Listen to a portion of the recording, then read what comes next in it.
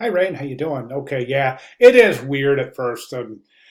Now try this on a portrait of yourself. Talk about weird. Change the shape of your own face.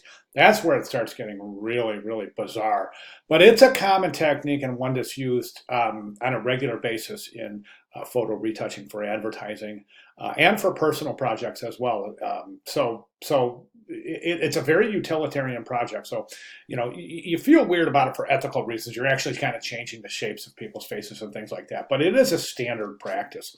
So keep that in mind. Let's go ahead and jump right over to the piece. Now I'm going to open up some of the instructions here from week 5 retouching um, exercise. And we will see a couple of things. Now, the first thing I see is I don't see any color corrections from the first to the second or the third. There's no color corrections in here at all. So we really want to employ color corrections. I would say do some mild color enhancements, adjustment layers on the second, and then the final image, the uh, and try for these different things: cleaning up the eyebrows and the facial hair, removing of blemishes, right, minor wrinkles, stray hairs. So this stuff, all of these like little wrinkles and little freckles and stuff, let's go to try to remove those. And then in the extreme version, you want exaggerated color correction. So really push the color distribution and the tonal distribution of this through adjustment layers. And then remove all blemishes. There's no teeth whitening, but go ahead and get those whiten the eyes, and you can even brighten up the color of the eyes as well. Watch those stray hairs. Let's get rid of some of those stray hairs. And then also extreme. This should indicate extreme. So excessive reshaping with the liquify tool. I see you've made a smile here, but it seems to be the same over here.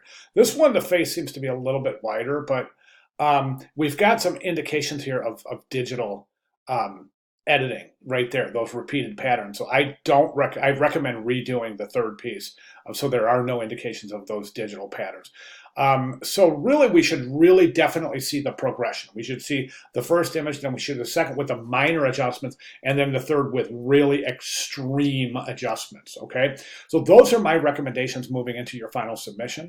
If you have any questions at all, please let me go. I'll be glad, please let me know. I'll be glad to make any necessary clarifications. Thank you very much. Oh, by the way, I do want to mention, this probably isn't the greatest portrait to work with for a couple of reasons. The main one being that the individual is not looking into the camera. And that's one of the things of a successful portrait. Plus the background is really super distracting. So you may even consider working on another portrait for your final submission on Sunday. But again, let me know if you have any questions, and I'll be glad to make any necessary clarifications. Thanks, Rayne.